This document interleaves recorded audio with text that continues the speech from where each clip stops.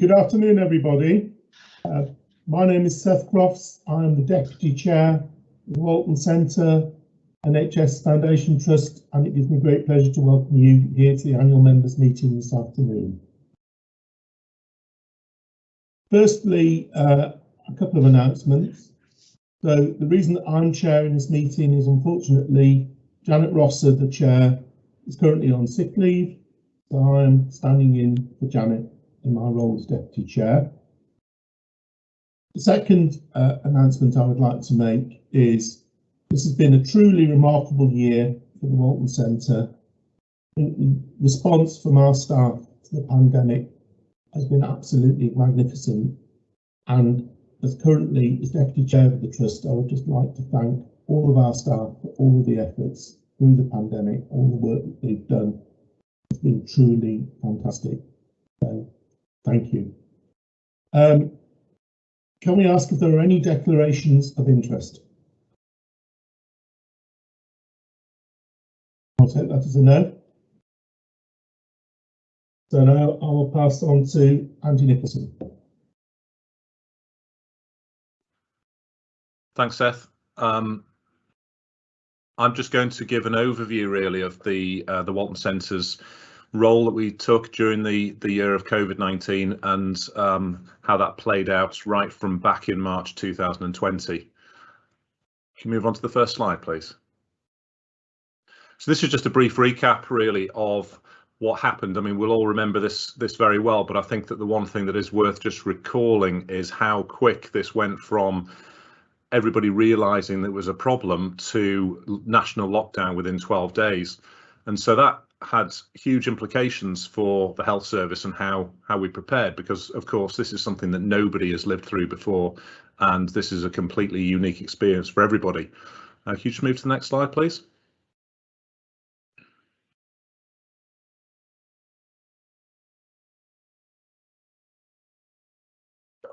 I think we need to just move back a slide if that's okay. Really, during that period of time, I mean, it was clear right from the start that there was a significant amount of preparation that was required. What, of course, we didn't know was exactly what the right preparation was. We as a system and as a trust knew the kind of things that we needed to look at, but of course, because this was a real unknown, we had to do what preparation we could for the worst case scenario, and there were lots of predictions of what this would look like over the coming weeks.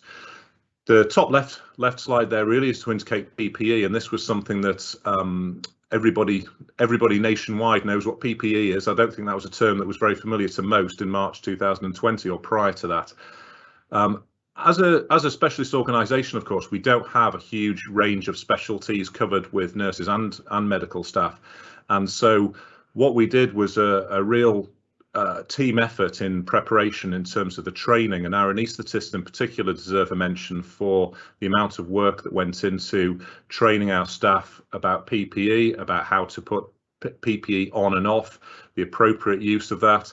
CPR seems like a thing that all medical and nursing staff know how to do, but that had to be changed during COVID, so we all had training on that as well.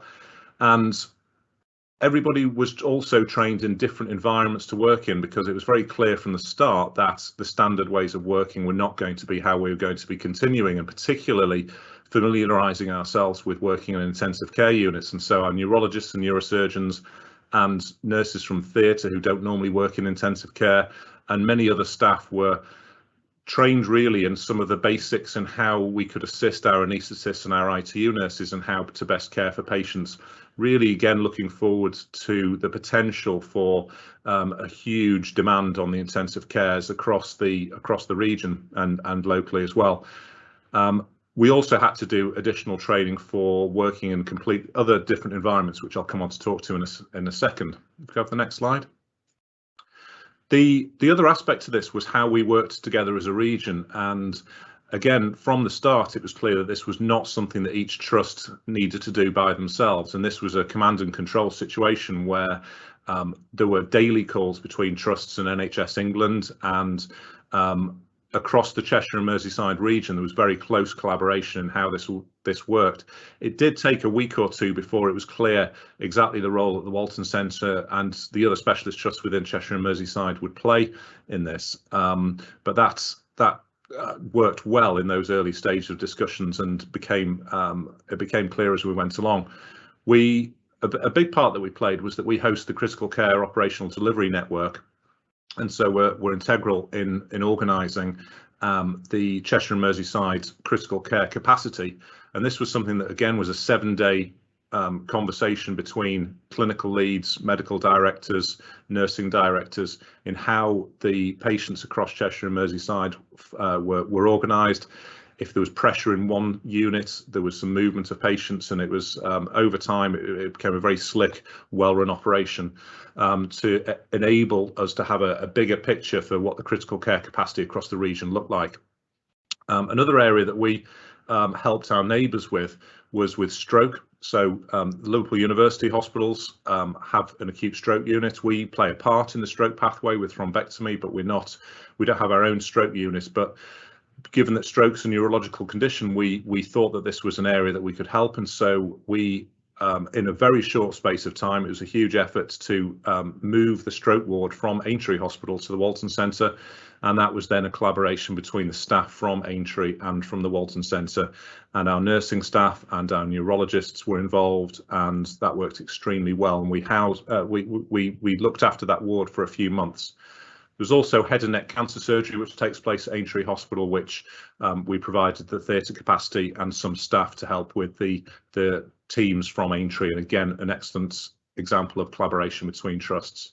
Next slide, please. Probably best if we just keep clicking through these if we can as we go through. So the virtual outpatient appointments. This is something that again was I recall this being an aspirational achievement in the NHS long-term plan that came out well before COVID and was thought to be unachievable. And then almost overnight, we had to transform our services into virtual outpatients. And we were early adopters of a platform called Attend Anywhere, which was brought through the NHS, and we were the highest users of this in the region for providing video consultations, and we still use that, and we'll talk a bit about how we're going to move forward with that later. We had to really look at how we reconfigured the wards and how patients were cohorted, and this has been a real learning curve for all NHS organisations, how you can manage patients with infections like COVID whilst keeping the rest of the business going and keeping effective infection prevention. And I've already mentioned about critical care capacity, and again, that's how one of the big lessons from COVID is how we've all worked together rather than working as individual organisations. I've mentioned the head and neck cancer and the stroke services as well. You can see the numbers there that of patients that came through from the stroke service and how the teams worked well together. What many people didn't see behind the scenes was the command and control, not only regionally, but internally as well. And there was a huge amount of work from the management teams here, how the whole thing was coordinated, how the messages that were coming from centrally were communicated through the trust, and that worked extremely well. Agile working is something that, again, is one of those things I think that had been talked about as a thing to improve efficiency and also for staff wellbeing, but had to be really accelerated overnight. And our IT department really stepped up to the mark in the early stages of this and enabled this to happen for over 400 of our staff to be able to work from home and do so efficiently. And again, that's something that we are continuing. Can you have the next slide, please?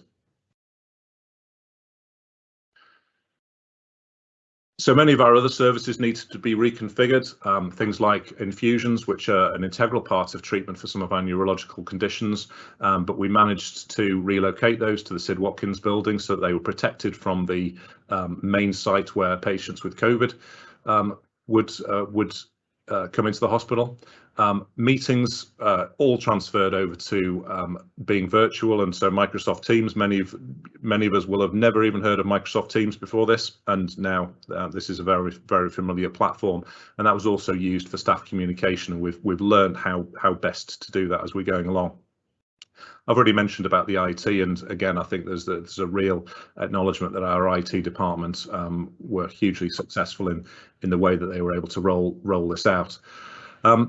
In the early stages, one of the questions at the time was what we did with elective activity, and it became clear in early March that there was going to be a need for cancelling some elective activity.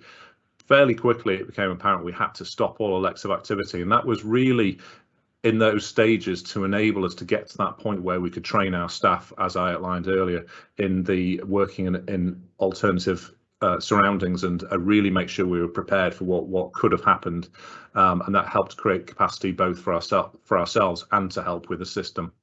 I've already talked about the PPE, and the procurement department were one of the busiest throughout the time, and PPE availability was really a huge stress on the system in the early stages, but our procurement department were amazingly successful with this.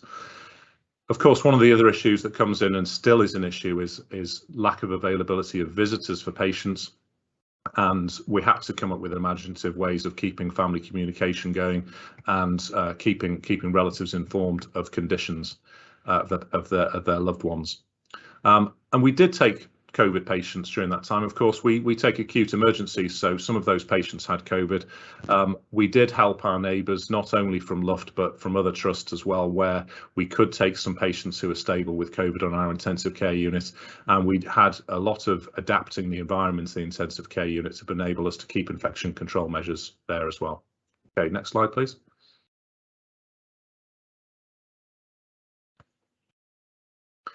I'm not going to go through this in detail, obviously, but it's one of those things that when you completely change the way that you work, and when there's a national emergency, you're not quite sure how many of these things are going to land with the patients. But we got some extremely positive feedback from how we managed to adapt to the ways of working, and how the virtual consultation aspect went down, particularly with some of our patients who are used to the old ways of working. And it was interesting that many of our patients actually prefer some of the newer approach, and we will come on to touch on that again. Next slide, please. And this is just some snapshots of the facilities that we have, where we've moved away from everybody having to have their own office to some people who are working partly from home in the early stages, fully from home, but with the ability to have pods such as this where people can come and work in an agile way to really maximise our office space. And again, Microsoft Teams and Attend Anywhere have been crucial. Next slide, please. So just to talk a bit more about the impact on this region. So that was really how we prepared in the early stages, and I think that I recall looking back thinking that most of the country were thinking, well, we'll get through this over the next 3 months or so, and then everything go back to normal. And it soon became clear that wasn't going to happen. And what we did find, I mean, we had, as the medical directors in the Northwest, we had weekly calls, and still do it, in fact, where we'd be getting the predictions of what was going to happen. So by the summer, it was clear that there was going to be a further wave of COVID, and what wasn't clear at that stage nationally was that this was going to impact on the Northwest more than other parts of the country. And so particularly in Merseyside, it was affected around September and October, and then didn't really go down, and then the rest of the country caught up. So I think this is important to remember that this had more of an impact in the Northwest of England than in many parts of the country. Next slide. And this next slide really just shows, this is a sort of a heat map. So the darker the orange and red colours, the more impact. And so particularly if you look at the middle section here, you can see the concentration of COVID, and this is mortality. This is looking at the impact of COVID in the Northwest of England, and London are being the two areas that would really be highlighted there. And next slide, please. And if you look at the top left, that's a mortality rate. And again, you can see here that Northwest being second only to London. And then on the bottom left, we can see that the excess years of life lost in the regions is highest in the Northwest. And on the right, we can see again, for certain areas in the north of England, the highest mortality rate being in Merseyside. And so again, all this shows us that this really did have a major impact on this region, more so than in other areas. Next slide, please. And not only did it affect the mortality rates and the health of our population, but really there's the impact that it had on our on everybody's mental health and well-being, which I think this is really key, particularly when we come on to think about the impact on our staff. And you can see here that the Northwest, those of us who live in this part of the world will remember this well, that we seem to be permanently in lockdown. And this shows the Northwest was the part of the country that was affected the most and was in higher tiers of lockdown for longer than any part of the country.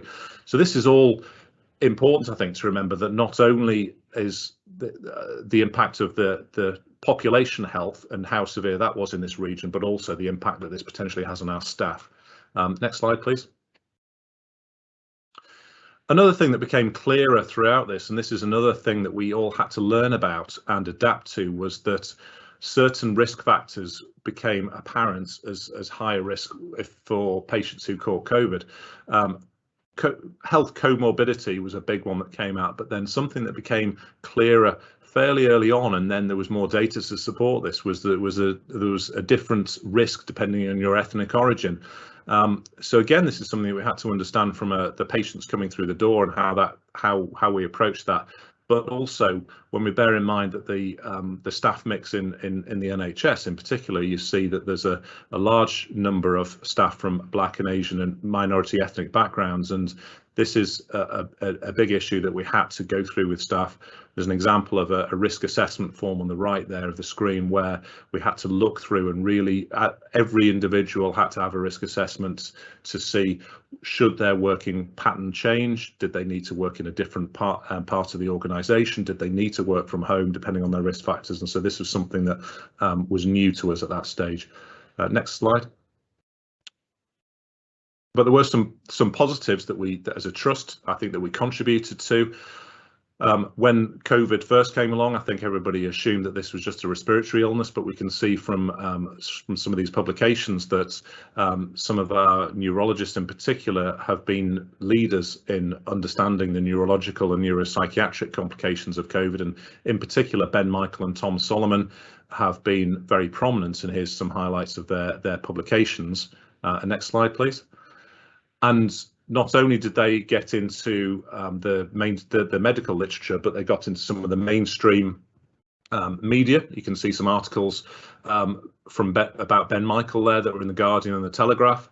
And many of you who watched the television, in fact, you probably need to have not watched the television at all for 6 months to not see Tom Solomon at some point.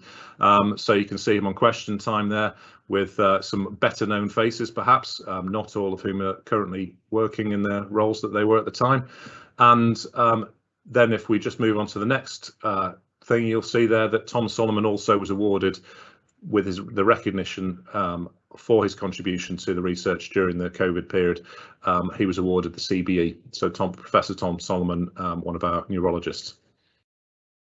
We're going to move on, please.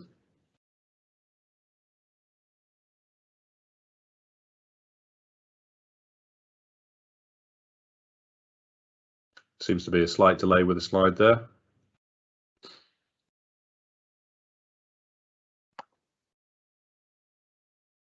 Okay, I'll continue. The slides aren't moving for me. Hopefully they may catch up in a second.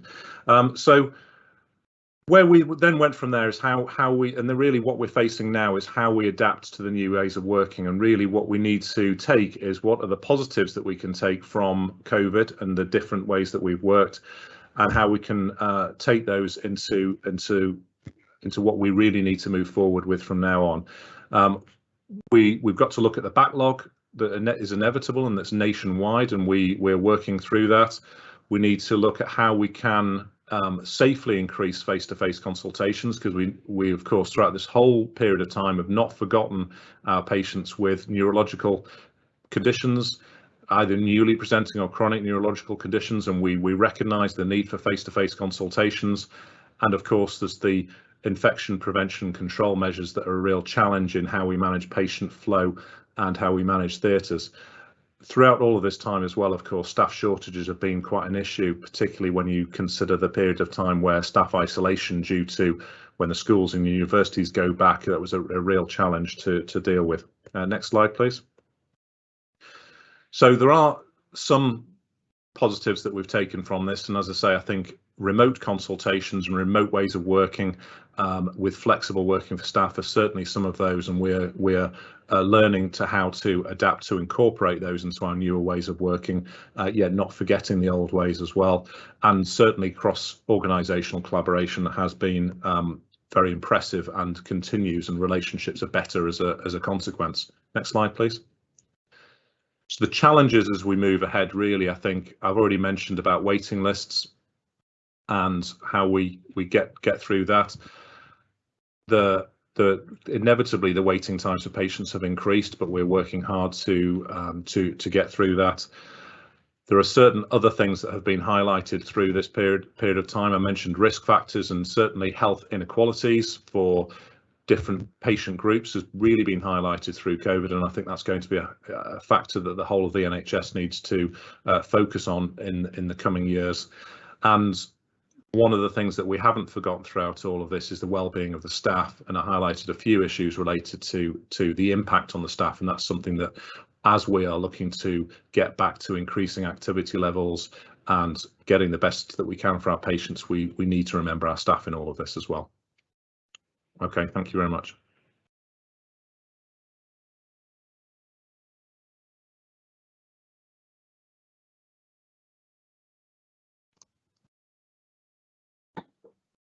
Okay. Hi everyone, I'm Jan Ross, and I'm proud to say that I'm the Chief Executive here at the Walton Centre. I'll talk through a little bit around some of those changes as we move through this slide. So next slide, please. So Dr. Nicholson's been through really the detail of sort of COVID, but I think it's hard to not pick up these slides and mention really the biggest impact, and the majority of the past year, when we look back, has been sort of the impact of COVID-19 on us as an organisation, but also regionally and nationally. Next slide, please. I think we will all remember it as the year the world changed forever. So, you know, again, without going into too much detail, because Andy's really sort of gone through all of the issues that we picked up, but, you know, there are lots of terminology that we never thought that we would ever speak of, really, from, you know, hands, face, space, and all the media campaigns that we had to pick up and make sure that we adapted to as an organisation, and, you know, safe distances and 2 metres apart, and people wearing masks as a, you know, regular occurrence, and how we managed that as an organisation was really, really difficult. And sometimes reflecting on the year really brings that to the forefront in how hard people worked to get to that point. And, you know, gone are the days where people were clapping for the NHS outside, and, you know, some of the positives that came from that experience. A lot of the things that our staff still remember is a lot of the negatives and a lot of the work that had to be put into managing different ways of working. And what was really hard, I think, for staff was that it wasn't just about a difficult time in work. Things were also difficult at home. So it was impacts of having children at home to be schooled and how they managed that within their sort of life, but also a lot of our staff had issues with family members either being very unwell or, you know, even passing away during that time, and these things will sort of haunt us forever, really, I think, as an NHS. Next slide, please. However, I'm really proud to say that our staff still continue to deliver the outstanding care that we happily year on year feedback through this meeting and other forums, and we have our values, and I think that they came to the forefront of everything that we did. And despite some of, as I say, some of the times being really tough, and us looking back on the year with some real negativity, I think it's also important to pick out that because we were an organisation that was used to delivering very high standards of care in a very particular way around keeping our values very close to what we did, we could pull that back into line when things got tough. And I think one of the key things for me that we can reflect on in the past year, that I still believe that our patients did receive outstanding care, and I do believe that all of our staff continue to work in the way that we would expect them to. And as I say, that makes me extremely proud. Next slide, please.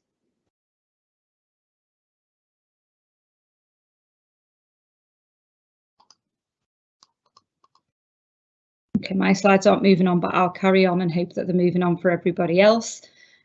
So the other point that I would pick up, really, just to reflect back on COVID-19, is that it has affected everybody. And I think one of the things that we are picking up now is that despite, again, back to the point that was made in the earlier presentation, that it is seen as we've moved on and COVID, is something of the past. It isn't, it's still very present.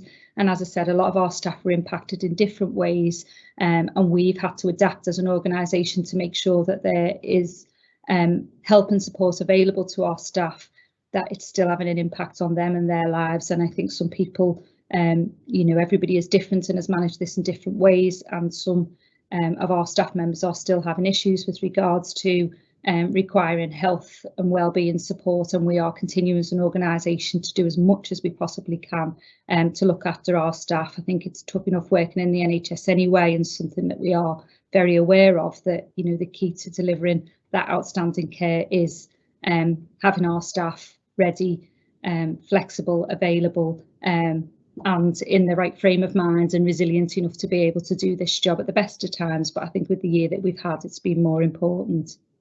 Next slide, please. So health and wellbeing has been a key feature for us for this year. So 2020, 2021, we already had quite an established health and wellbeing programme, and we were mindful that the staff are key to all of our delivery of care. But I think because of the year that we've had, it's become even more prominent, and we've lots of activities which are listed there of things that we did across the year to try and support our staff, some of which we were already engaged in and involved in, and we've just pushed them a little bit harder this year. So our Shiny Minds app is a mindfulness app that staff can use at any point in time during the day or night. It's got lots of different features to it. We made sure that we had support from different activities for staff, some financial help and support available to them. We adapted some of our rest areas to support where people could go and get away from clinical areas. And a lot of this we want to build on moving forward, recognising again that, our staff will still require this as we move through this year, next year and beyond. So we've listed some of the things that we did there, but there are a lot more things that are included in that health and wellbeing programme, and it's certainly a key priority for us moving forward. Next slide, please. Our equality and diversity and inclusion agenda was also another key priority for us as an organisation prior to the pandemic, but again, which was picked up in the previous slides, it came to the forefront on the spotlight, was certainly put on this agenda and what we could do as an organisation to support staff in the immediate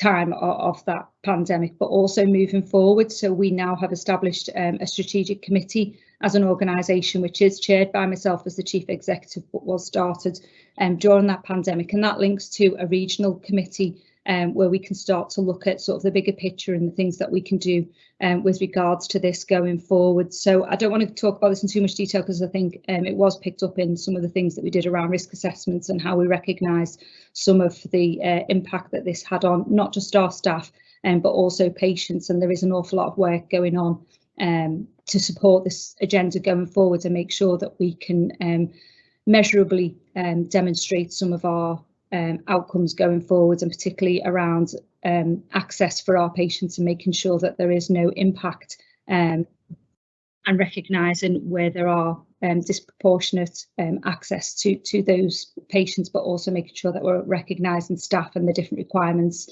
that we need going forward. Next slide, please. Trying to move mine on as well so that I can carry on. So I alluded to early on that we had some changes at the top this year. So Hayley Citrine, who'd been our chief exec for a number of years, during the pandemic picked up a role as a regional nurse chief exec, who previously had a nursing career, and has moved into a regional role with regards to nursing. So that's a real positive move, but obviously sad for the Walton Centre.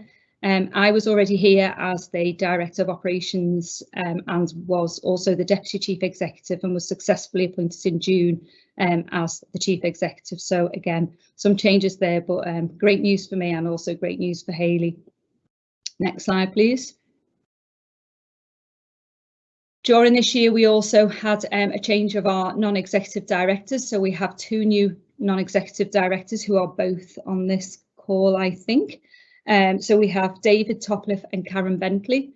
Again, I'm not going to go through all of their experience, but we've listed there on the slides that we've got 2 very different people to support our board and, you know, offer that sort of challenge that we require from different experiences, which has really sort of added value to our board over the last couple of months that they've been with us. Recognising that it's been difficult for them to start in post as a non-executive director through a global pandemic, and obviously a lot of the role of non-executive directors is to be in the trust and seeing and feeling what happens and what goes on, and challenging us as directors in different ways. So we've had to again adapt and think differently about how we include our new non-executive directors and our longer standing non-executive directors to keep them abreast of what's happened within the trust sort of throughout that year. So a huge thank you to them for settling in and taking up the roles as they have done this year. Thank you. Next slide. So we, although a lot of things did stop throughout the year, we still took part in the National Impatience Survey, and we've had some of these results back, but they are embargoed until the end of October. But proud to say that it looks very promising in that we have had a positive impact on our inpatients during this year. So despite everything, the initial results that have come through look like we've improved on previous years, and that we are in a good position with regards to that. So that's, I guess, a real nice tell for us that things, although it didn't feel as good as it was previous years, and that a lot of staff felt maybe that they weren't doing the job that they would normally do. And as was alluded to in the previous presentation, there were lots of changes in clinical roles and how we supported different pressures in the organisation. But as I say, the initial results look like we have still managed to do a really good job with regards to our patients. Next slide, please. Also invested in people. So again, as I alluded to earlier on, the key to delivering that outstanding care for our patients and getting it right for those patients is our staff. So we were assessed again with as investors in people, and we came out as gold, which is you know, an extreme accolade given the year that we've had and how difficult things were. Our staff still said that this is a great place to work. Hands on heart, to quote one of the staff members, it's a great place to work.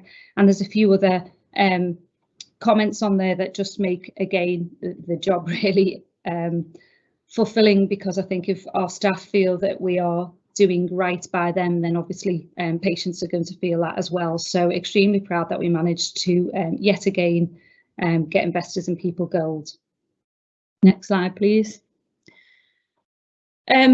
This is a key initiative for us as an organisation. So early on we talked about stroke being a huge issue within the region that we sit, and we've had lots of discussions about mechanical thrombectomy and how we can support this going forward.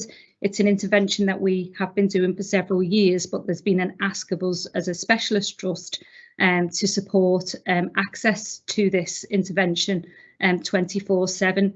So there's been a lot of work gone in from the operational and clinical teams together to be able to provide this service, and towards the end of this year we will move to a 24/7 service for this. So anybody within our region can be brought to us out of hours now, and this intervention take place if they've had a stroke and are appropriate for it. So they would still go through their normal accident and emergency route, but if they are assessed and deemed that this would have a positive impact on their outcome, then they will be transferred to us and this would take place. So we've slowly worked through this as a case for this clinical pathway, and we've worked really closely. It's a great example of system work and how to get patients into the right place to improve outcomes. And I'm really proud to say that, as I say, towards the end of this month, next month, we'll be able to move to 24/7 for this service, and therefore having a greater impact on those patients and hopefully improve outcomes across the whole system. Next slide, please. Just a few other areas where we've invested this year. So it all looks quite space age, doesn't it, when you look at the actual slides, but from an interventional point of view, a lot of technology has been invested in this year. So we've a new CT scanner, a multi-ton racks. So again, as an organisation, despite the COVID pandemic, we have continued really to support and improve and make sure that we are providing the best possible care for our patients to continually improve those clinical outcomes. So again, these are very clinically driven interventions that support patients' outcomes. Next slide, please. We also were awarded, given, supported through a digital aspirant funding this year. And there's just a quote there from our Divisional Director for Neurosurgery, Sandeep, about the ambitions, really, how digital links so clinically, really, and it can improve the safety and quality for our patients. And we really recognise that that is something that we need to push on for the future of our patients and for us here at the Walton Centre. You know, we're very, very aware that there are lots of things out there from a digital point of view and an innovation point of view that can really support improved patient care, improved safety and quality, and can make everybody's lives a whole lot easier. So we're working through a project at the moment with NHS Digital and our IT leads and clinicians on how we can support sort of that move to the future of the NHS, really, from very, very simple things like eradicating paper and being very you know, digital in the way that we record what happens to our patients, so that access to those records are a lot easier, right the way through to sort of visibility of how patients are doing there and then, and that everybody can access that level of data. So there's a huge programme of work going on with regards to this, and hopefully we can keep people updated as we move through this programme. But this is really positive for us as an organisation for this year. Next slide, please.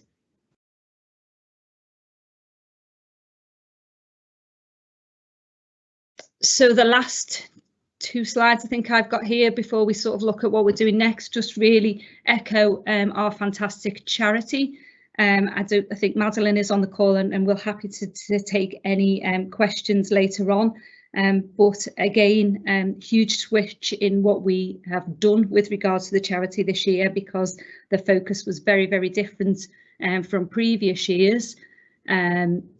You will see here that we were supported by Project Wingman. So this was a move from flight attendants who were all grounded through the pandemic, supporting NHS trusts. I think a lot of you may have seen this in the media.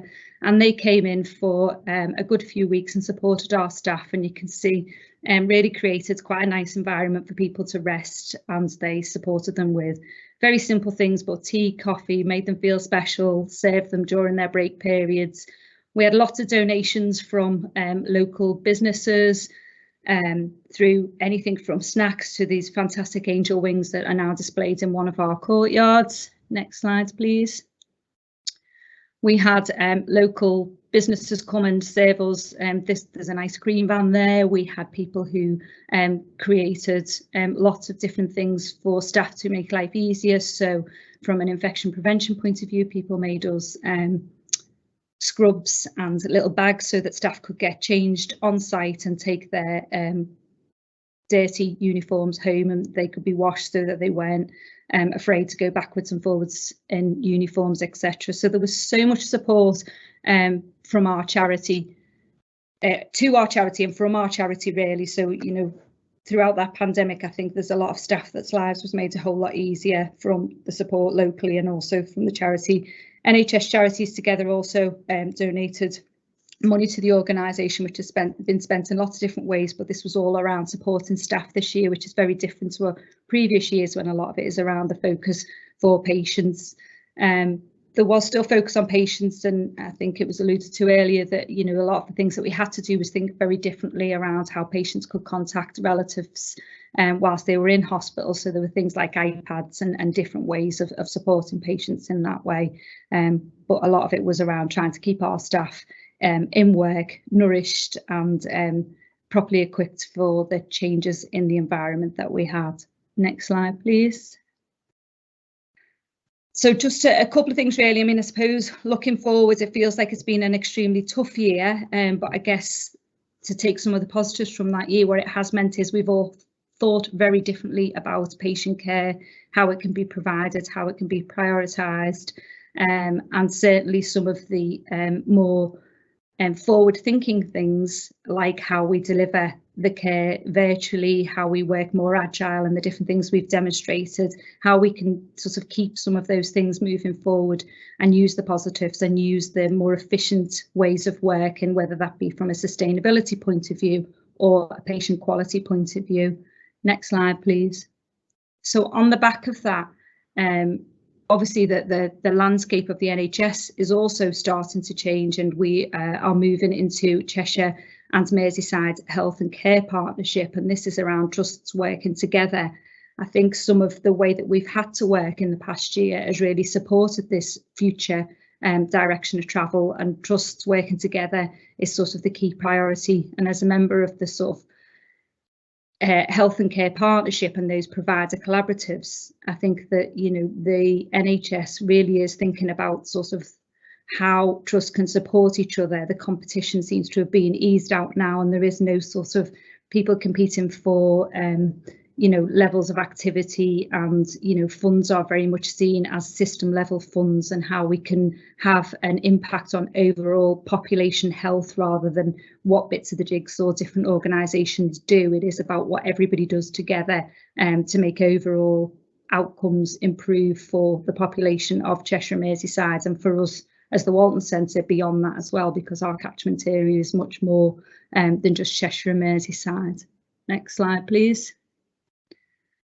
And then this last slide really just talks about some of the things that we will do and are going to do moving forward into sort of the latter end of 2021 and 2022. So we really recognise that our strategy that was created in 2018 is really not fit for purpose anymore, that internally things have changed. With regards to the pandemic, we recognise that things can be done very differently, and also with the change in landscape externally. So quite an exciting time for us really to have a refresh of our strategy and really focus on the things that we need to deliver over the coming years. We really recognise that we need to strengthen our leadership and invest in some of our leadership capabilities across the organisation, particularly thinking about how that strategy needs to be delivered. And we also recognise that we need to support and develop our staff further. As I said earlier in the presentation, the staff are the key to delivering that high quality care, and I think support will be different as we move forward throughout the next year or so. As I said, the change in landscape and the development of that sort of ICS work and working in collaboration across Cheshire and Merseyside is key, and I think that's a very different approach to how we've worked before. So looking forward, the sort of key things that we need to do are demonstrated in that slide. I think there's an awful lot more, which, you know, we don't have all day to go through everything that we're going to do, but they're the key things that looking forward we'll be focusing on as a trust. And that's all I had to say. I'm going to hand over to Mike Burns, now the Finance Director, who's going to work through the details of where we ended with regards to finance. Thanks, Jan. I'm just going to do a brief overview of the 2020-21 financial year. So if you could move on to the next slide, please.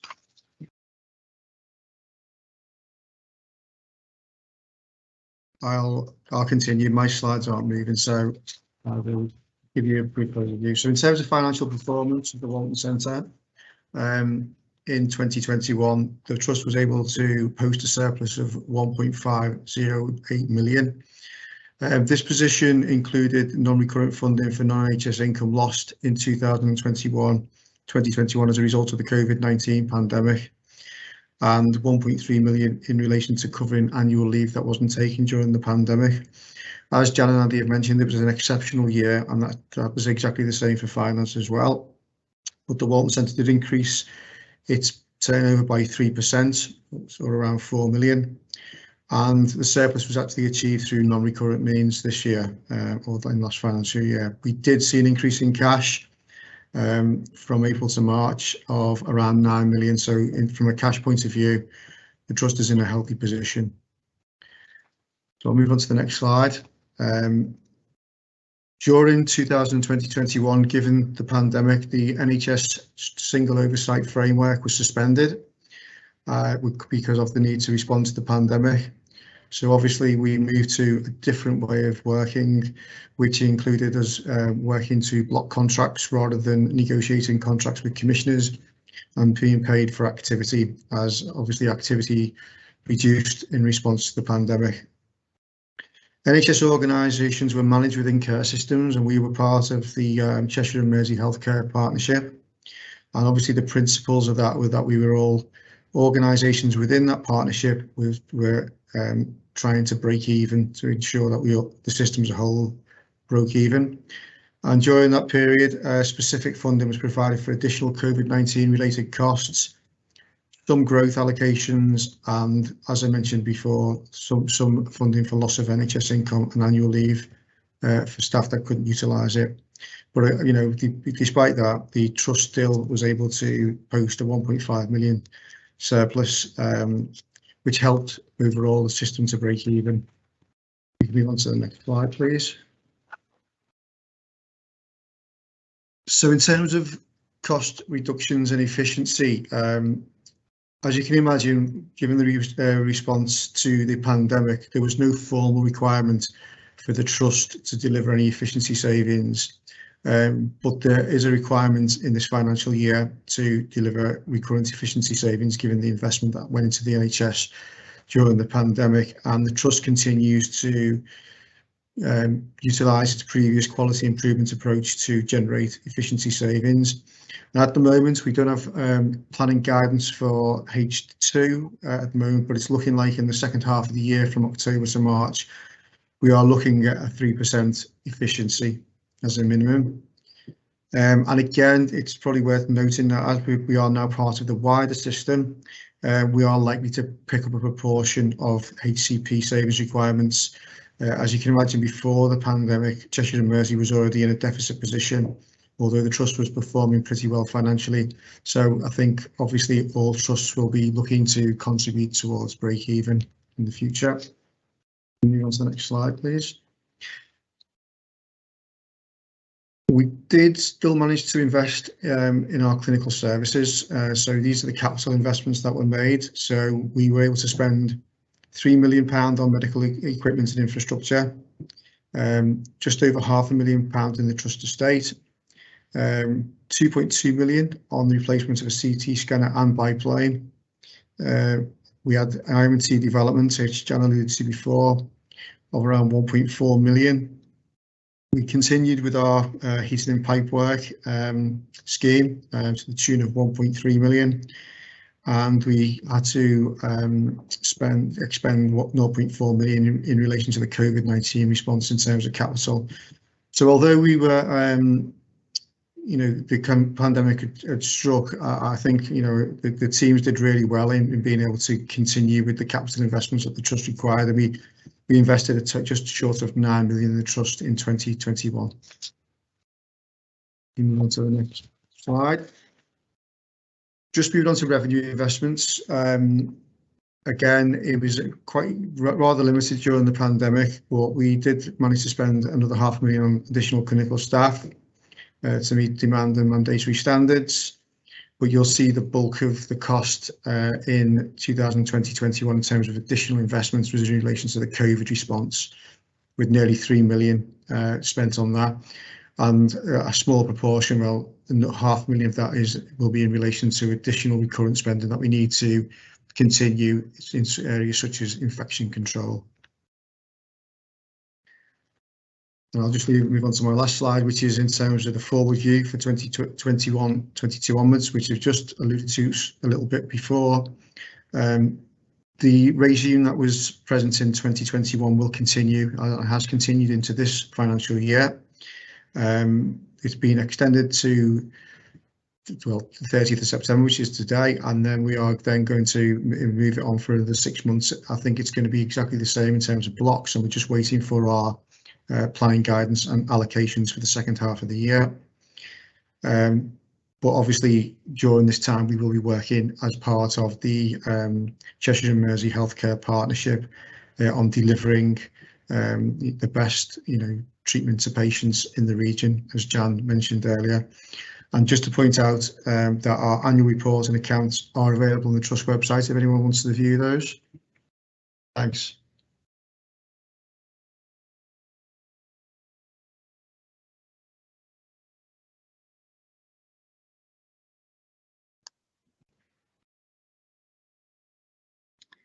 I think Lisa has now left us. We have CQC in the organisation today, so I think she's gone back down to the feedback meeting. Is that correct, Lisa? Yeah, yep. Lisa's left the call. Yeah, that's fine. I was just checking. Didn't want to jump in and take her slides if she was still here. So I'll just pick up on a couple of slides that Lisa's pulled together with regards to overview of nursing and governance in the past year. Next slide, please. So as you would imagine, infection prevention has been key for this year, and probably the things that people don't anticipate is that what we had to do quite quickly was really shift around, review our policies and guidelines to support COVID-19. So as I alluded to in my presentation earlier, there was lots of guidance that came down from NHS on almost a daily basis, really, and we had to adapt our policies and guidelines to make sure that staff were fully aware of what was expected of them.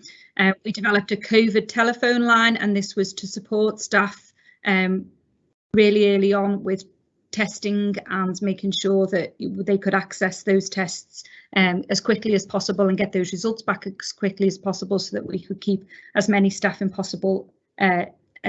as possible in work, but also identify staff members who were positive and ensure that they were following the correct guidance, which did change several times throughout those early months. So again, very adaptable team who worked really, really hard throughout those particularly first couple of months when guidance was coming out quite rapidly, really, and changing quite regularly. We were still proud with our compliance, really, with our usual sort of infection prevention trajectories. So we had 0 MRSAs, and we were compliant with a year-on-year reduction with Clostridium difficile and E. coli. Next slide, please. With regards to quality, we had a reduction in moderate and minor harms from falls, which again is something that we never like to see, and there was a lot of hard work had gone in pre-COVID around reducing these falls, and we will continue to work on that going forward. We introduced a scheme called the Last Lap, which was around staff looking after each other, really, so it was looking after people who care for people. We've seen a reduction in complaints of 48%, again recognising that it was a very different year, and we need to keep an eye on that and make sure that we continue with that focus. But we are confident that a lot of the hard work that was put in with regards to the management of our complaints and our complaints handling from a process point of view, that we'll still continue to see some reduction in complaints. Mental health first aid training was rolled out throughout the organisation, again with a real awareness of the need for this for staff and making sure that we had the right people in the right places who could deliver this training.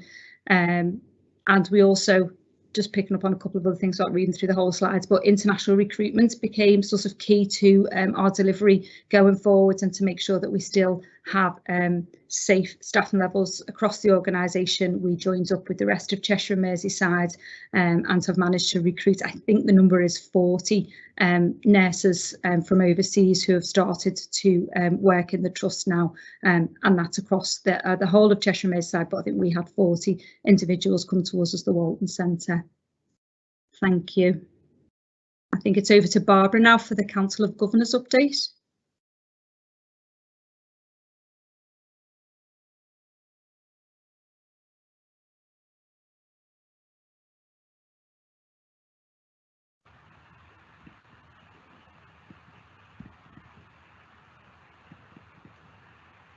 Can't unmute.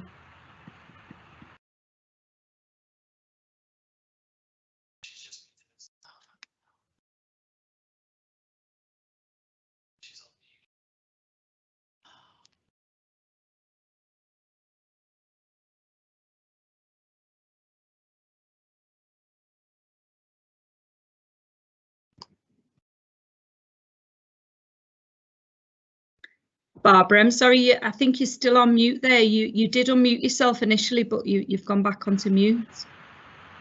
That's it, you're not now. Oh, sorry, it's That's it, you're good now. Am I good? Yeah? Yeah, carry on talking, Barbara. Sorry. I'll start again. I'm just going to show a couple of slides, and it's the two issues that we'll be looking at will be the governor elections this year and how we tried to keep governors engaged during the pandemic. So next slide, please. So in 2020, we didn't have any elections because of the pandemic. So what that meant was that by summer this year, we had quite a number of vacancies. So we held elections between the 7th of June and the 20th of August. And we had a good response. So we ended up with new governors in Merseyside, Cheshire and North Wales, nursing, clinical and non-clinical, which was in total it was 9 new governors, because the only constituency where we didn't have any vacancies was the rest of England and the rest of Wales. Okay, next slide, please. So this is just a rundown of the people who were successful. 2 of us, that's me and Jonathan Desmond, were actually, we both had run out of time in 2020, but because there was basically we were allowed to continue as governors on the understanding that if we were re-elected this year, that we would just do 2 years instead of 3. So basically, these are all the new people. Some people are people who've been here before. Andy Bergen is a governor who was here in the past. John Kitchen is re-elected, and Amanda Chesterton is who's a clinical governor has also been re-elected. Everybody else is new to the trust. So welcome to all of them. Okay, next slide, please. Just a few words about the departing governors, because it's very sad to see them go, and they put in a large number of years, particularly Colin Cheeseman, who did 3 terms. So he actually was with the trust for 9 years, 2 of which he was lead governor. So just a farewell to those governors. Okay, next slide, please. Because of the pandemic, clearly none of the governors could be present in the trust, and still haven't been because of the rules. So it was initially quite difficult to keep people up to date and engaged. And I did 2 questionnaires to ask the governors, firstly, how they felt we could keep them best informed and, you know, make them feel as if they were still attached to the trust in some way. And then the second one was basically a follow-up on the first one to see whether the things that we'd done actually worked. Of those things, I think the one that was by far the most popular innovation was the monthly chairs briefing for the governors. This is definitely something that we will continue into the future, because it's proved a less formal way for the governors to engage with the chair, but also we've had quite a number now of the non-executive directors come and speak to us about their role and about what they do and the committees that they sit on in the trust, and it has actually helped the governors perform one of their functions, which is to hold the non-exec directors to account, but it's done in a very informal and informative way.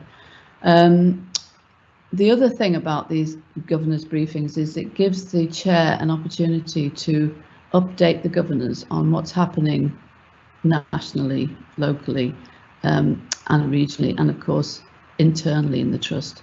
So it's a way of, it's not perfect, but it's a way of keeping us updated, and I think when things are back to normal, it will actually be an additional help. Now, governors usually do spend quite a bit of time in the trust. Some of them will be on committees, some of them will be going in and doing walkabouts, they will be doing listening weeks. All those things have had to stop. So to keep things running and to keep the governors interested, we've had other updates, like there's been relevant executive blogs, emails, monthly team brief has been shared with us, which has been fascinating. And then, of course, the other thing that is always provided is the governor bulletins from NHS providers. So all in all, it's not been perfect, but it's been as good as it can be. And I think if you go on to the next slide, please. The really interesting thing is that what we've noticed is that the attendance at meetings, these are generally meetings that the governors would go to anyway, there's actually been an increase in most areas. So the trend has been upwards largely, because people, I'm guessing, because it's easier for them to get access to the meeting than it is to get access to the trust, because we do obviously have a very wide number of constituencies, which include the Isle of Man and areas of Wales, which it is difficult for governors to get into meetings, and especially if they're not very long meetings, it does seem possibly not a great use of time. So the governors were asked if they wanted to continue post-pandemic with virtual meetings, and almost unanimously they said that they would. This is not to say that we won't eventually be able to come back in and do activities that are more appropriately done in person. So I think that's it for me.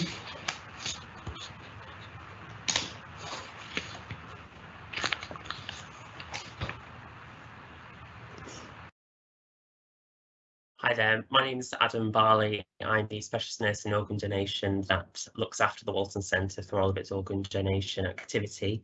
I'm joined today by my Walton Centre colleague, Dr. Helen Butterfield, who's the clinical lead for organ donation for the Walton Centre and one of the intensivists on Horsley ITU, and a pivotal part of the team at Walton that help organ donation move forward. So I've been invited here today to speak to you about service that organ donation provides to the families that are from the intensive care units, and another one of the amazing services that the Walton Centre provides for its patients. Next slide, please. So just to start off and give you a bit of information, many of my colleagues in the organ donation committee at the Trust and in theatres and the intensive care unit know that we like abbreviations and acronyms in NHS Blood and Transplant, which is the organisation I work for. So there are two types of deceased organ donor that can occur from an intensive care unit. One of those is called a DBD, which stands for an organ donor following neurological death. And there's also a different type of deceased organ donor called a DCD, and that's an organ donor following circulatory death. Both of the types of donors result in the same outcome. They donate organs on for transplantation, but the process and how they are managed in the intensive care unit and through to theatre for the organ donation operation is slightly different. And there's something as well called neurological death testing, which we abbreviate as NDT, which was historically named as brainstem death testing. And that is what we do to ascertain whether or not a patient has died from neurological death before they die from circulatory death. And knowing that information helps us support an organ donor in a different way, but also enable us to give the family a final diagnosis of death, which is resolute and more understandable in a way than withdrawing treatment on a patient which we believe will not survive intensive care therapy. So the position that Walton has in the UK really in organ donation, they are in the higher tier of organ donor hospitals. They're in level 1, which is where the hospital sees more than 12 or more preceding organ donors per year. And when they were all of the hospitals in the UK were last put into their category, you join 35 other hospitals around the country that are in this league for donation activity. There are 3 other levels which just equate to having lower donation numbers year on year, and that can be due to the size of their organisation, but also the speciality of their organisation, which preclude organ donors from occurring in their ITUs normally. Next slide, please. So how to kind of put into context Walton Centre's position for organ donation and the supply of organs for people that need transplants around the UK. 57% of all organs that are donated for transplantation come from the level 1 hospitals in the UK, which Walton is one of. So this image here will just kind of show you that from those 35 hospitals, how we look after organ donors and support organ donation in the trust is really, really vital for the people around the country and in our region that do need transplants as part of their care to go on with their lives in a healthier and better way. Next slide, please. And this is just to give you some information about the types of organs that are needed for transplantation, which donors around the country and from the Walton Centre donate to help people altruistically and give them that second chance at life. The majority of organs donated in the UK and transplanted are kidneys for donation and mainly livers for donation. This is the more common type of organ donation for many clinical reasons, but also the infrastructure of transplantation services around the UK focus on hepatic and renal transplantation. But also lungs, hearts and pancreases can be donated also to help people on transplant waiting lists, as long as other novel transplants as well. Next slide, please. So to let you know how the Walton Centre performed excellently, and especially in the pandemic year, I just want to share with you the information that we collect in audits through NHS Blood and Transplants about how well the hospital looks after its organ donors. So in the financial year of 2020 to 21, when the NHS was facing a very, very steep task of dealing with the pandemic and trying to deliver normal service, the Walton Centre supported 17 preceding organ donors, which actually mirrored the previous years unaffected by the pandemic year. So despite the pressures that the whole UK faced and the Walton Centre did, you managed to still support your patients and their families in a very special way and offer donation to those patients facing end of life in the intensive care units. And from the amazing organ donors that the Trust helped support and facilitate, 38 transplants were gifted into the system of transplantation in the UK. And just to break that down, 3 hearts were transplanted from the organ donors from the pandemic year, which is brilliant activity really in heart donation comparatively to other years. And I won't go into the reasons why that is, but it's to do with how patients react following neurological death. Hearts often become untransplantable, but because of the hard work of the ITU and the clinicians and nurses caring for those patients in trying to look after them as best they can in the run up to organ donation, more hearts have been made available for transplantation, which is a fantastic outcome. Lung transplantation did take a little bit of hit during the pandemic year because of the respiratory virus, so fewer lungs were accepted for transplantation, but still double lung transplant did occur twice from the Walton Centre organ donors, and 7 liver transplants were also gifted by our Walton organ donors into the system. We had 1 special kidney and pancreas transplant together that went to recipients in the UK, and also 25 kidneys were donated from our Walton organ donors for people needing renal transplantation. As well as organ donation, we do help look after tissue donation at the Trust, and any family that we look after and consent into organ donation, we will also have the discussion about tissue donation at that time. And as well as all of the organs donated for transplantation, numerous multi-tissue donations also occurred from these donors, such as heart valves, corneas to give back the gift of sight, skin, and also other tissues to help people recover from injury or illness. Next slide, please.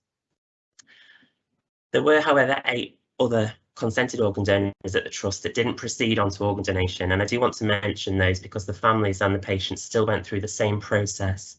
However, organ donation didn't occur at the end of that, but also all of the work that goes into supporting those organ donors by the ITU and theatre teams still occurred. So it's just to reflect all of the hard work that happened during that difficult year by the Walton Centre staff to still ensure donation was facilitated.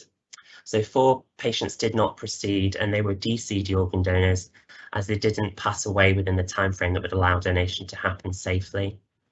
1 organ donor also was found to have metastatic cancer during the operation, so we as an organ donation team and the ITU and theatre team supported that family after we discovered that and counselled them through the reasons why we had to stand down. 2 other organ donation patients also weren't able to proceed because after we were assessing the patient following consent, we found information which meant they were not suitable for donation any further.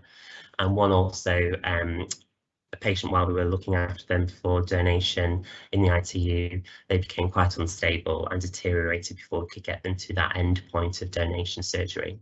But all these patients and the patients that did proceed were looked after brilliantly by the ITU team and theatre teams at the Walton Centre. So I just want to take this opportunity to thank the organisation and all of the staff involved in these cases. It just reflects the large amount of work that goes into organ donation, not just by us as NHS Blood and Transplant, but by you as an organisation supporting this cause. Next slide, please. I'm just going to go through some data to now show how the Walton Centre is exceptional in how it looks after organ donors and identifies them to the organisation to ensure that every patient is given the opportunity in end-of-life care planning to discuss the option of organ donation as part of their end-of-life care plan. So this is just showing the Walton Centre's position against national averages. The first graph here on the left is for DBD organ donors, so organ donors that proceed after neurological death is diagnosed. We monitor how many patients that are likely to be neurologically dead are in fact tested. And I'm very pleased to report that every patient that's suspected to have had neurological death occur, 100% of those patients do go on to be tested, despite hurdles that can occur due to hemodynamic instability or other problems with blood results, for example. The Walton Centre manages to test every patient, and that is a testament to the hard work of the clinicians and nurses on the ITU. And the national average only hovers just above 80%, so you really are exemplary in that performance. Referral of DBD organ donors on both DCD and DBD organ donors is 100%. The national averages are lower than 100%, so again, the Walton Centre is leading in that element, making sure that every potential organ donor is identified to NHS Blood and Transplant so we can work with you to support that family through organ donation options. And we also look at SNOD presence because we know as an organisation through lots of research into how organ donation is discussed with families, families respond better and are better informed if a specialist nurse such as myself are involved in that conversation about organ donation opportunities. And I'm pleased to say that for DBD, we have 100% involvement with a specialist nurse in those final conversations about donation. And in DCD, we have 92% presence of a specialist nurse also. It's not 100%, but it is still higher than what is occurring nationally. And the only reason that this didn't occur this time for the DCD case was that a specialist nurse was not available because of regional activity. So nothing that the Walton Centre did wrong in any way. And consent rates are also looked at quite closely. These are the decisions of families after they've been given all of the information in a structured way by a specialist nurse, whether they say yes to donation or say no to wanting to go ahead with donation. So the national average is set out there on both donor types with the pink line, and you can see that the Walton Centre's consent rates are much higher. DBD consent rate being 92 and DCD consent rate being 77%. And that is just also a reflection on how well the donors are, the patients are cared for and the families are cared for and feel supported and feel that this extra step of healthcare engagement at a very difficult time is something that they can go on with and tolerate. Next slide, please. These are just some funnel plot graphs as well, which show you amongst all of the other level 1 hospitals in the UK. So the 35 other level 1 organisations that have high amounts of organ donors in the UK. You can see that the Walton Centre there highlighted with the cross is one of the 4 highest performing hospitals in the UK, with referring patients to the organisation in a timely manner at the right time so we can be there on site to have those discussions about organ donation. You can see many of the other hospitals are much lower performance, and that can be for various reasons, but I'm very, very proud to say that Walton Centre is up there with the best and has been there for many, many years. Next slide, please. Also, again, as I said, the neurological death testing rate is looked at quite closely because this can massively impact the quality and amount of organs that can be donated by our organ donors. And again, identified there with the cross, the Walton Centre is one of the highest rated hospitals in the UK for testing patients at the right time and ensuring patients are supported to be tested if they can be. Next slide, please. And again, just kind of showing your position amongst the UK trusts that are level 1 with consent rates. We aren't the highest, but we are still in the silver category, which is classed as good. And that again is testament to how well the patients are looked after and their families, and also the environment of the organisation and what the organisation can offer organ donors and their families to make organ donations just feel that little bit easier at that time. Next slide, please. So what we do differently to kind of foster that environment where families do feel they can go on and say yes to organ donation is something that you've all probably seen in the organisation, which is the Walton Willow Memorial Sculpture, which stands proudly in the centre of the organisation. This is something that we commissioned in 2015 as an organ donor committee and a hospital. It's very, very unique. There's nothing else like this in the UK. Other hospitals do have organ donor memorials, but nothing as interactive and celebrated as the Walton Centre, which is nationally renowned to be a very, very special memorial amongst all of the others that are around the country. The memorial is normally the centre of an annual Gift of Life commemoration event, which we were unfortunately unable to facilitate due to the pandemic, but we thought outside the box and we actually performed a virtual Gift of Life ceremony this year, which was well received by families that couldn't attend in person, but also received well by past donor families that have attended events in the past to bestow the engraved leaf of their loved one onto the memorial, and they have all given it brilliant feedback and high praise to the teams at the hospital and also the organisation as a whole. But what we also do for our organ donors, which is very, very unique and special to the Walton Centre, is something which we've devised last year, which is the organ donor passports. Now, this was actually an unexpected gift because of the pandemic situation, when theatres were brought into the intensive care unit to help look after patients during the height of the first few waves of the pandemic. And theatre staff mentioned to the ITU staff that they don't really get to hear much rich information about the organ donors when they're caring for them during the organ donor operation.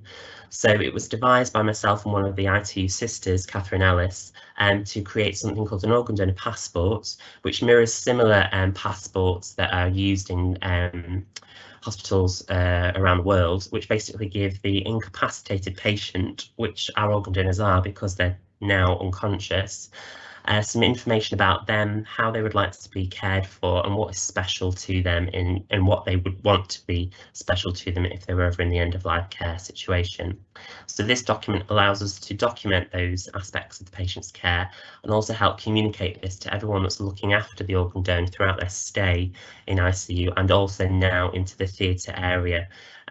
This translates their care from the ITU environment, which is exceptional, into the theatre environment, and also helps the theatre staff get more information about their patient that they're looking for at that final stage of organ donation, and also help them with their well-being in understanding where this patient came from and how to better give excellent care to them in their final moments.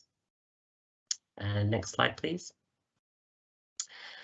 The Walton Centre is recognised as an exceptional hospital for its performance in organ donation. We do have a prominent place in the Merseyside community as being one of the best hospitals in organ donation performance. It's been recognised by NHS recently, where they released figures to show that the Walton Centre was in the top 20 donating hospitals in the UK, where they support their patients in the best ways possible and have the best rates of donation, and also all of the key performance indicators which translates into preceding organ donors. Next slide, please.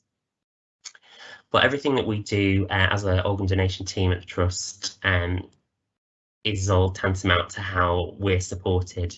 So without the referrals and without that amazing collaboration with the ICU and theatre teams, we wouldn't be able to do anything like we do, which is unique and special, such as the Gift of Life commemoration and the organ donor passports. So on behalf of the team, myself, Helen, and also our donors and their families that we've supported over the years that I've worked with the organisation, I just want to say thank you to the Walton Centre for your support.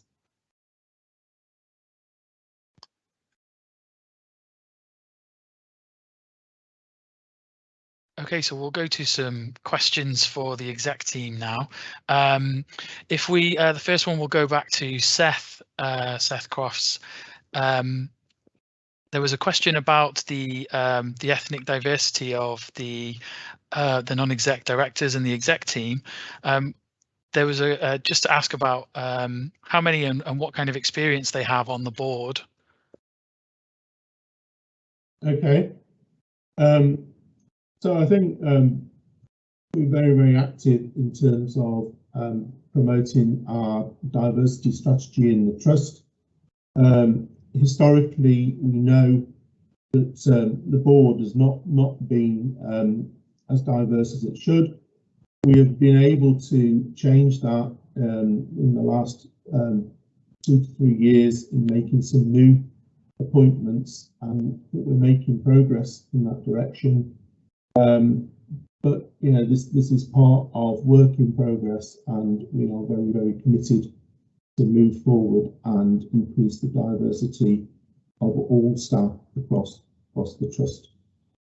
So yeah, work in progress. In terms of skills of the board, I think at the moment we have got quite a strong team within the board in terms of non-exec directors. We've got colleagues with industrial experience, people with transformation experience in the commercial sector. We've got people with healthcare experience. We've got senior clinicians. We've got people who've got extensive research experience. We are at a time when we are refreshing the board, and we're about to make some additional appointments to further enhance that complexity and diversity of the skills that we've got available. Thank you, Seth. So the next question is for Jan, CEO. Jan, what is the post-COVID policy for outpatients appointments to be conducted virtually or via telephone? Okay, thank you. So I think we covered some of this within the presentations. So pre-COVID, we did have a transformation programme around moving to virtual appointments for outpatients. And obviously, due to the pandemic, we really pushed on this a lot sooner than anticipated and moved to much higher numbers. So I think we peaked at about 75% of our appointments were held virtually during the pandemic, which was obviously based on a needs basis, in that that was what we had to do at that time. We recognise that virtual appointments are not suitable for all of our patients. And so currently we are at about 40% of our appointments being held virtually, so that's either video or telephone appointments. The national guidance is that 25 to 30% of appointments is sort of the aim. I think that we can possibly overstretch that because of our specialty, in that a lot of our appointments are follow-up appointments where we want to just make contact with patients to see that things are okay, and maybe just have conversations around how they're managing. So I think we will always be the higher end, but I think we're somewhere where we want to be now, around 40% of our patients being seen virtually. But it is very individual patient discussions, because obviously some patients would prefer this, given our population obviously reaches quite far, and we have patients in Wales and Isle of Man, etc. So it really suits some of our patients to be seen in that way. But obviously sometimes clinical examinations are an important part of that outpatient appointment, so we have to strike the balance and make sure that we get the right patients into the right appointment. Thanks, Jan. So this next question is for Mike Burns, and it's about who will be able to access the patient records during the digital aspirants.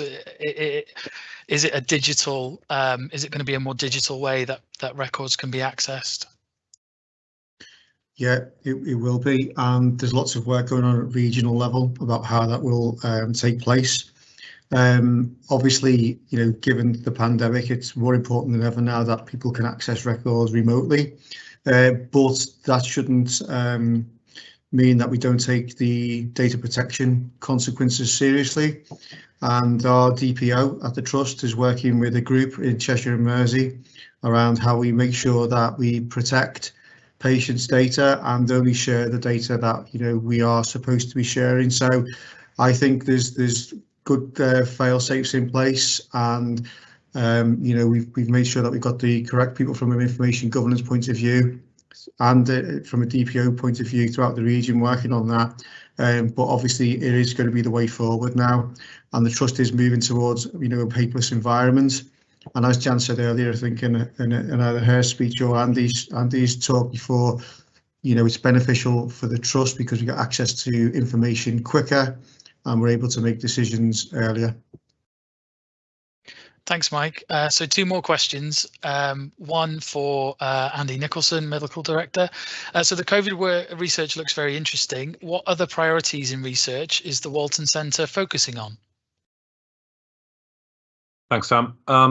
So there's several areas that we've been looking at actively, and we're traditionally strong in research in several areas.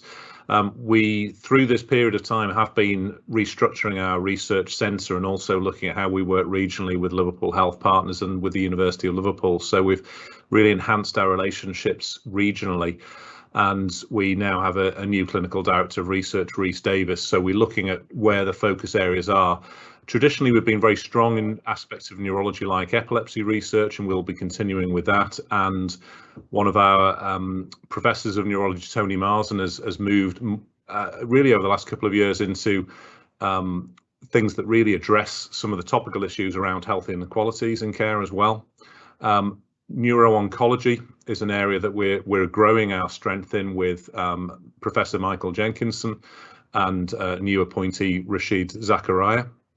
And also neurological infections with Tom Solomon we're continuing with, and Ben Michael, as I've mentioned there. So we are looking at developing further areas as well. Movement disorders and Parkinson's disease in particular is an area that we have real potential for strength in growing that, and many of you will know that we have one of the 2 national centres for neuromyelitis optica, which was started by Anu Jacob, and we've got Saif Huda who leads that now, and again that leads on to a lot of research. So it's a very exciting time for research through the Walton Centre, and as I say, particularly given the links that we're now developing, strengthening with our local partners and with the universities.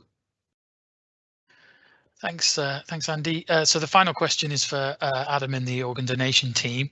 How has the change to presumed consent for organ donation impacted your work at the Walton Centre? Yes, so as a country, England went live with the Deemed Legislation Act on the 20th of May in 2020. We don't anticipate to see massive increase in organ donation from the get-go, but what the whole purpose of the legislative change was that we wanted people at home while they were there with their families and loved ones to discuss what their organ donation decision would be, so it can be something that they can remember if they're ever in that room with a specialist nurse and an intensive care team discussing what that patient would have wanted regarding organ donation and their end of life care. The family are still always put centre, and their opinions and considerations for organ donation are still first. But when a family knows what their relative did want to do regarding organ donation, it makes it much easier for them at that distressing time to be able to agree with what that patient would have wanted, rather than there being an unknown and a veil of uncertainty there. We hope that in the future the community of our country will talk about organ donation much more freely, and it will be a much more open discussion amongst families, and in those final moments, if a patient is ever unfortunately at the end of their life in an intensive care environment. I don't know if you have anything further to say on that, Helen. Nothing to add, Adam. Thank you for the presentation. Thank you all. And now back to Seth. So I would just like to draw the meeting to a close. Thank you for all the support of our members that have been with us this afternoon. I think it's been really interesting and effective presentation of the strengths of the Walton Centre. We sincerely hope that when we do this next year, we can be doing it face to face and get back into that kind of more normal interaction. But just a really big thank you to all the attendees and all the presenters. Thank you.